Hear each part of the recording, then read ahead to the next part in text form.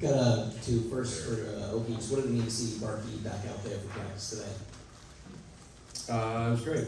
It's nice to have him out there, and it's obviously he's a huge part of our team, maybe the biggest piece of our team. So it was great time that he was out there. And then for Stanley, we talked about face-offs throughout this year in the playoffs. Right now, you guys are really dominating the circle through 2 games. Like you're at like 70% or something. Just how important is that in this series in particular when you want to keep possession away from the Oilers?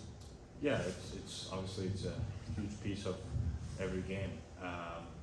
So you gotta stick to it and keep working on it. Front right. So 2 questions for both of you guys.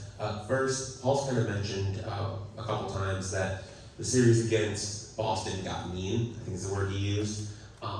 After everything that happened in Game 2, you guys anticipate the series getting meaner, and then also you guys were up against Edmonton's top line for a little while in Game 2. Just what's working so well for you guys defending McDavid and those guys?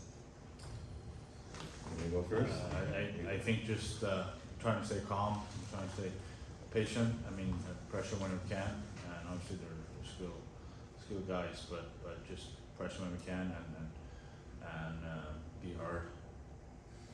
Yeah, obviously team defense is something that I think we do pretty well, and I don't think many players around the league are winning a foot race against 97, but I think that it's defending by committee, and as far as the series getting mean, it's the Stanley Cup Finals. I think both teams are pretty desperate to win, obviously, and emotions are going to be high and ratchet it up, and we're looking forward to Game 3.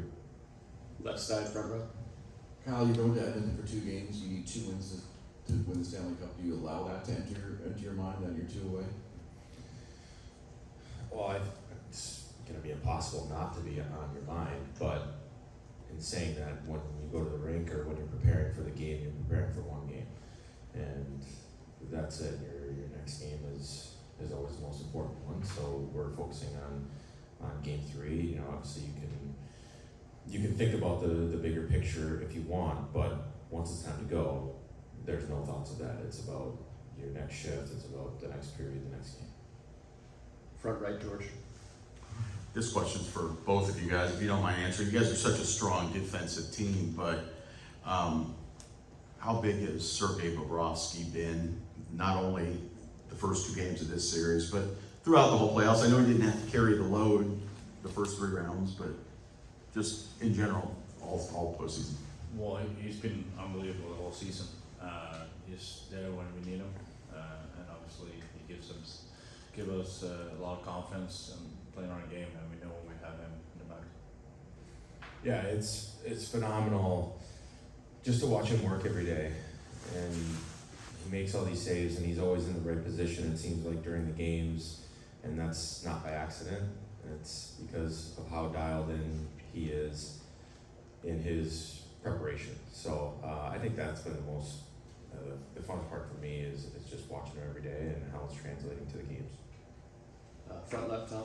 Kevin, how do you think? Obviously, you didn't give a power play goal in Game 1 either, but how do you think your PK was better last game as far as you limited their shots? It seemed like they didn't give them as many chances. Well, I think first of all, as we mentioned here before, is we want to face offs, and we get to clear right away, and it kills off some time, and then just trying to pressure them when we can, and obviously you gotta be smart. You can't just force pressure, but pressure when you can, and then get the clear out. Kyle, your goal differential in the 3rd period has been really impressive this cup run.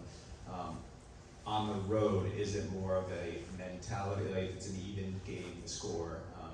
Is the mentality any different, I guess, on the road in a tight game in the 3rd period?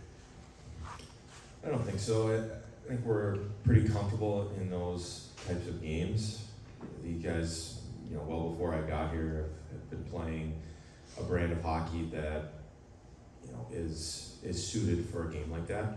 And that's one thing that has really been apparent to me since I've been here, is how comfortable we are in those types of games and how well our game translates to those situations. So I think that we just, on the road, even more so, you stick to your game plan. And, you stick to the things that work for us, and that's what we'll continue to do. Left side, second row. This question is for both of you. You mentioned Barkov's importance to the team, obviously, but you've also gotten a lot from other guys on the team, like Evan, Niko. How big is that, and how important is that in a series like this? Yeah, it just talks about us as a team.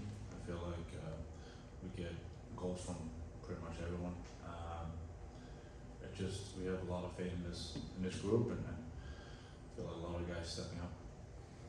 Yeah, I think it goes to what Kevin said, and everyone plays the right way.